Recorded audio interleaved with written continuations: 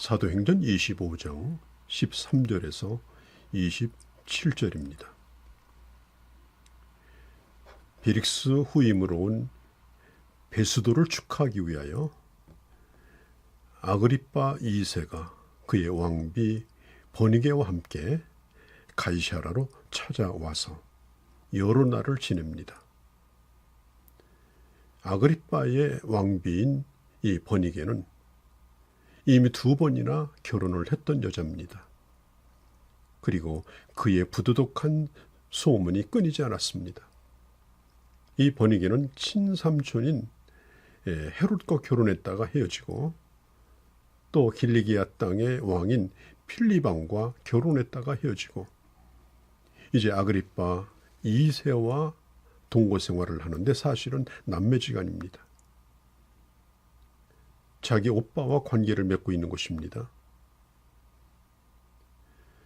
자, 이들이 와서 새로 부임한 베스도를 만나서 유대인들의 현 상황에 대하여 폭넓은 대화를 나눴을 것입니다.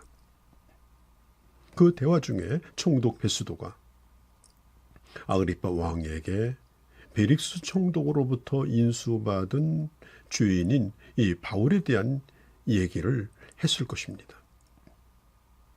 베스도의 말은 이렇습니다.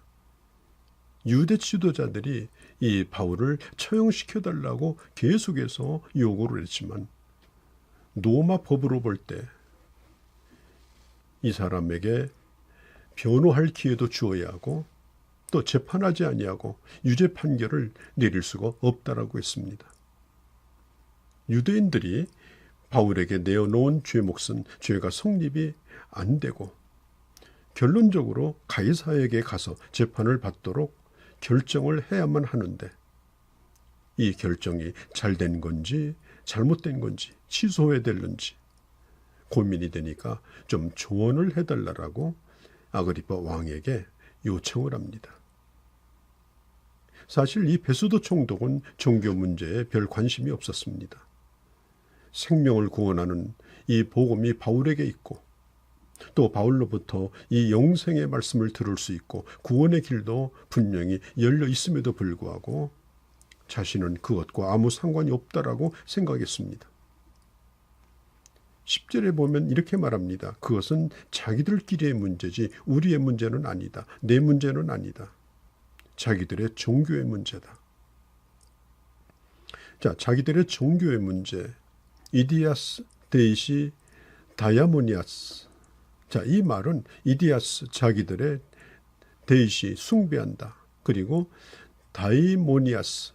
이 다이모니아스라는 말은 귀신이라는 의미를 가지고 있습니다. 그러니까 귀신 숭배라는 겁니다. 이 베스도는 예수 믿는 것을 어디서나 볼 수 있는 잡신을 섬기는 일이라고 생각을 하고 저들의 종교는 저들이 믿는 미신이라고 생각을 한 것입니다.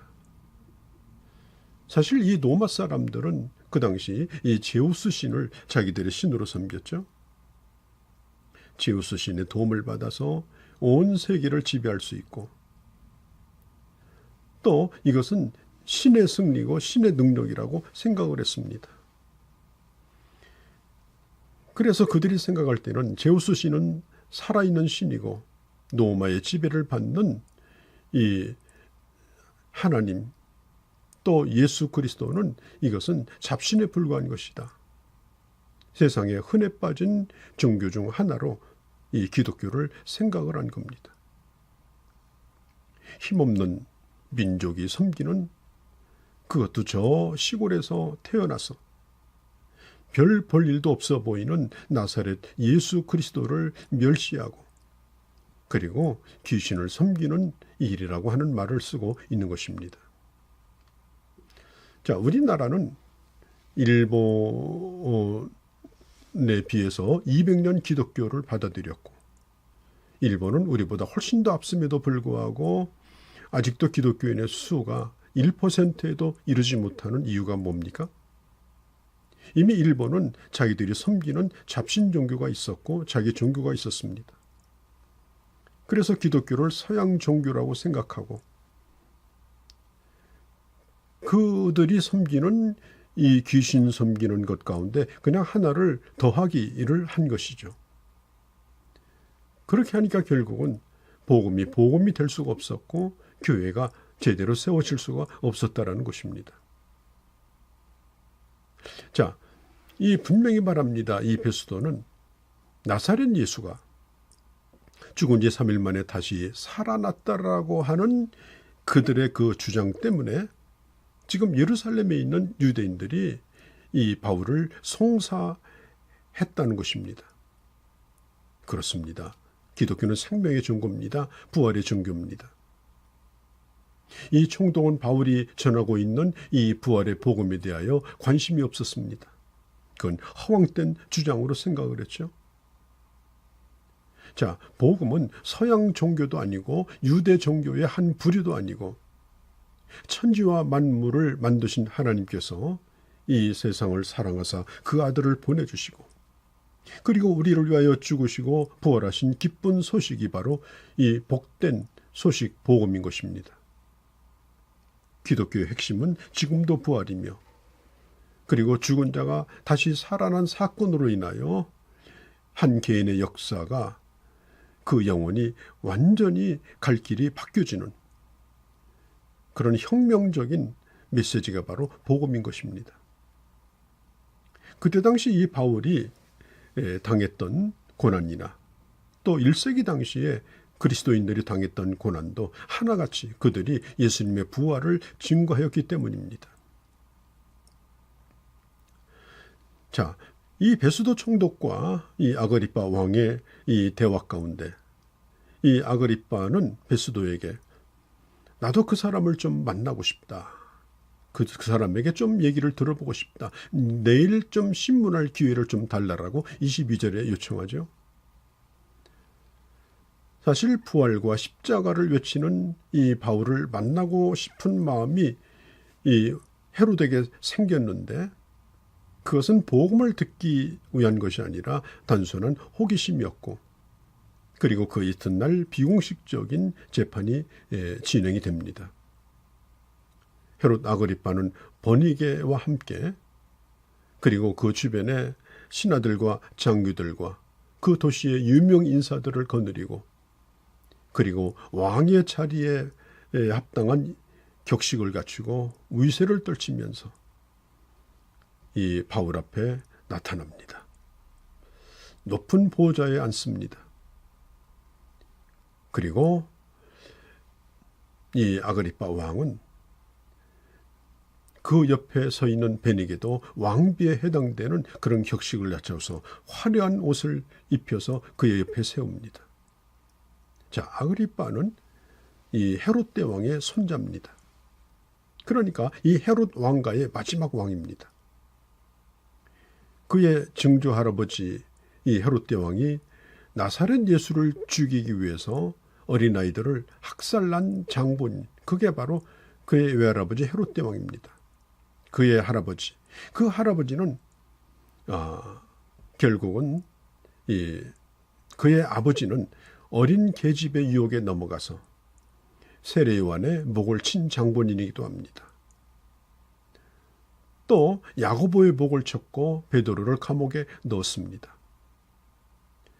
그의 가문은 예수님과 아주 교회와 복잡하게 얽혀져 있는 그런 가문이었습니다.